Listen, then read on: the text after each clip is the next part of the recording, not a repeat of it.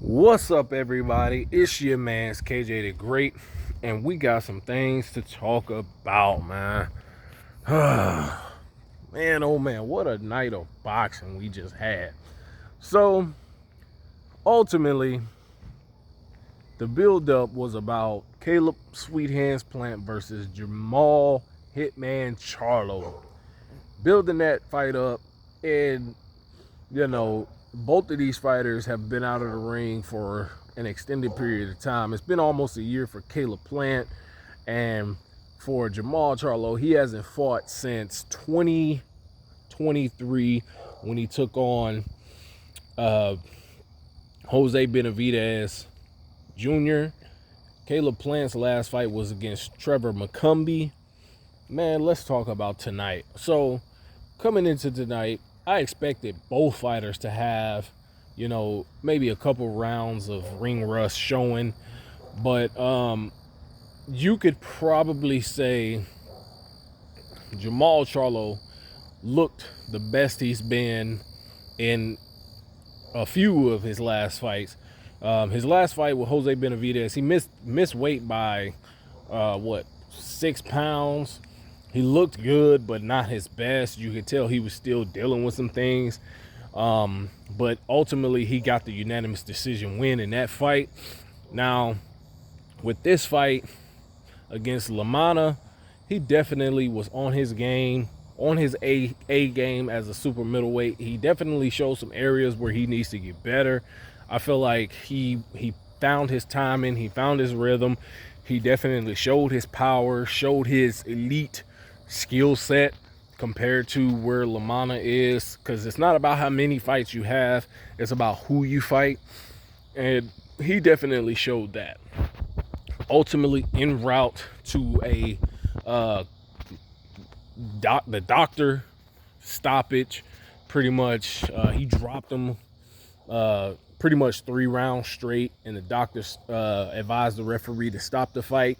And that was a good showing. He was a little frustrated because he wanted to get the knockdown, knockout stoppage, but at the same time, I understand what he was wanting to do, but I also understood that he needed the rounds.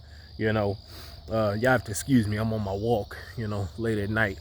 But he needed the rounds, and he got some rounds in, and he got a good amount of rounds in that was, good enough for him being out of the ring for, I would say not solely good enough, but just, good enough en route to a stoppage for him being out the ring pretty much for almost a year and a half. Now, switching gears, we're talking about Caleb Sweet Hands Plant. Honestly, I still like Caleb Plant as a fighter. I do think he has a good amount of skill. My problem with Caleb Plant has been, and always has been, in the later half of fights, he seems to fade.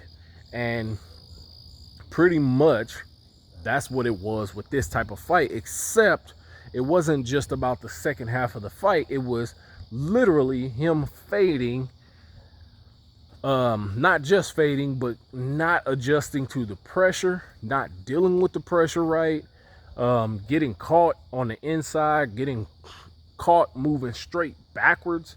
I mean, just doing things that you would not expect a former world champion boxer to do. He lost this fight via split decision, and in my opinion, he lost this fight by a wide margin, because I didn't give Caleb Plant a round after the 5th round. I thought he lost every round from the 5th round on. He got hurt several times. His hands were down. His body language was not that of what you would expect, at this point in his career. It just was not a good look. And this is always what I tell people, is when you're trying to build up a fight, go straight into that fight. Don't build up the fight based off of these so-said tune-ups. Because if you look prior, what happened with Ryan Garcia versus Rolly Romero, they were building up that fight for Ryan Garcia and Devin Haney rematch. And I felt, in my opinion, both of them being out of the ring for exactly 1 year, both of them being out of the ring the exact same amount of time, they should have went directly into the rematch. That's my opinion. Why do I say that? Because you got going against fighters who don't emulate the styles that you're going to potentially go into the rematch with, and they are active. Why does that hurt the momentum of the fight? Because you get one fighter who gets beat down, knocked down a bunch, and is shell-shocked going into his fight. And then you get one fighter who did all the dominating, gets knocked down, and then he's shell-shocked for the rest of his fight.